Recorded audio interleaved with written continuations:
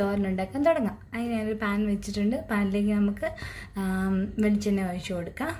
ഒരു 2 table spoon വെളിച്ചെണ്ണ ഒഴിച്ചു കൊടുത്തിട്ടുണ്ട്. എല്ലാ തോരൻ്റെയും പ്രൊസീജിയർ സെയിമാണ്. നമ്മളിപ്പം പ്രത്യേകിച്ച് വ്യത്യാസമൊന്നുമില്ല. ഇതിനകത്ത് ഞാൻ ആകെ ഒരു ചേഞ്ച് മാത്രമേ ചേർക്കുന്നുള്ളൂ. അതെന്താണെന്ന് കാണിച്ചു തരാം. ഇത് ചൂടായ എണ്ണയിലേക്ക് നമുക്ക് കടുക് ഇട്ട് പൊട്ടിക്കാം. 1 ടീസ്പൂൺ കടുക് ഇട്ടിട്ടുണ്ട്. കടുക് പൊട്ടി വരുന്നുണ്ട്.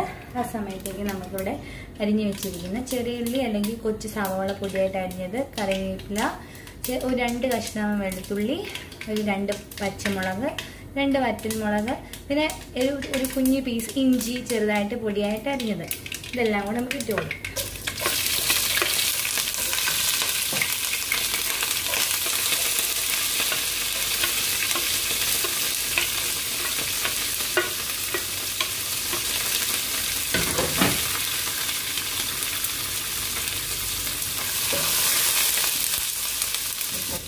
ഒരു ചെറിയ കഷ്ണം ക്യാരറ്റും ക്യാബേജും ഒക്കെ തോരൻ വയ്ക്കുമ്പം എപ്പോഴും ഒരു ചെറിയ പീസ് ഇഞ്ചി ഇട്ട് കൊടുക്കുകയാണെങ്കിൽ നല്ല ഇഞ്ചിയുടെ ഒരു നല്ലൊരു ഫ്ലേവർ ആ തോരനകത്ത് കിട്ടും. അപ്പം നിങ്ങൾ തീർച്ചയായിട്ടും ട്രൈ ചെയ്ത് നോക്കുക. പിന്നെ ഇതൊന്ന് വഴന്ന് വരട്ടെ. നമുക്ക് ഒരു അല്പം ഉപ്പിട്ട് കൊടുക്കാം.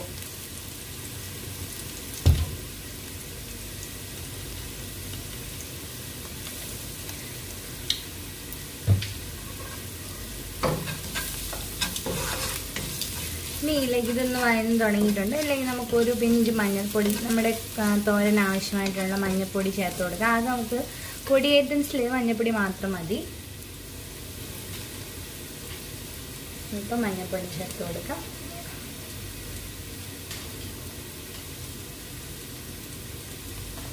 ഒരു 1/2 ടീസ്പൂൺ മഞ്ഞൾപ്പൊടി ചേർത്ത് കൊടുത്തു.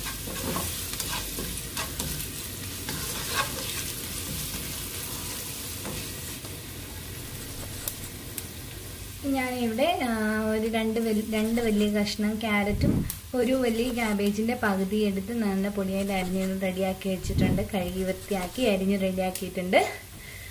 ഉള്ളിയെല്ലാം വഴന്നിട്ടുണ്ട്. ഇനി അതിലേക്ക് നമുക്ക് ഇത് ഇട്ട് കൊടുക്കാം. ഈ സമയത്ത് നമുക്ക് കൂട്ടാൻ ആവശ്യമായിട്ടുള്ള ഉപ്പൂടെ ചേർത്ത് കൊടുക്കാം. ഇനി ഇതൊന്ന് നന്നായിട്ടൊന്ന് വഴറ്റിയിട്ടൊന്ന് പൊത്തി അടച്ചു വയ്ക്കണം. ഒന്ന് വഴന്നതിന് ശേഷം മാത്രമേ നമുക്ക് തേങ്ങാപ്പീര ഇട്ട് കൊടുക്കാവുള്ളൂ.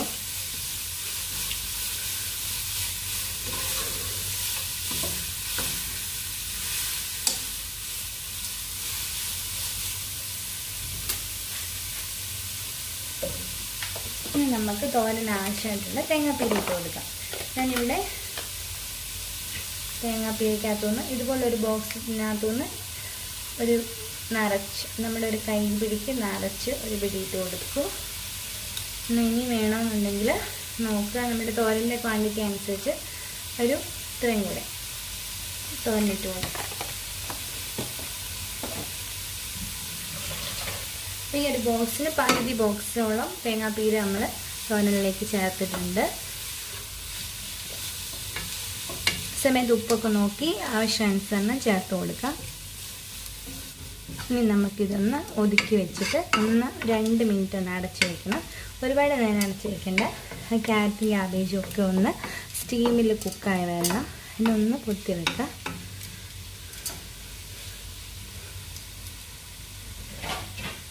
നമുക്ക് 2 മിനിറ്റ് ഒന്ന് അടച്ച് വെച്ച് കുക്ക് ചെയ്യാം.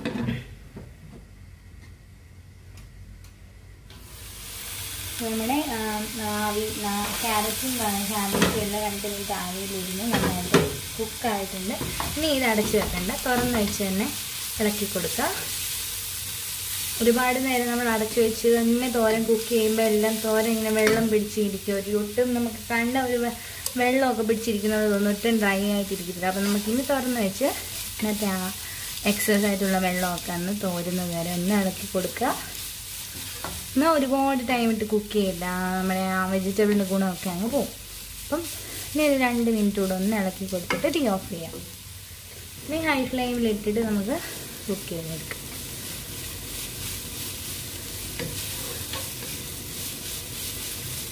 അപ്പോൾ നമ്മുടെ ക്യാരറ്റ് ക്യാബേജ് തോരൻ റെഡി ആയിട്ടുണ്ട്.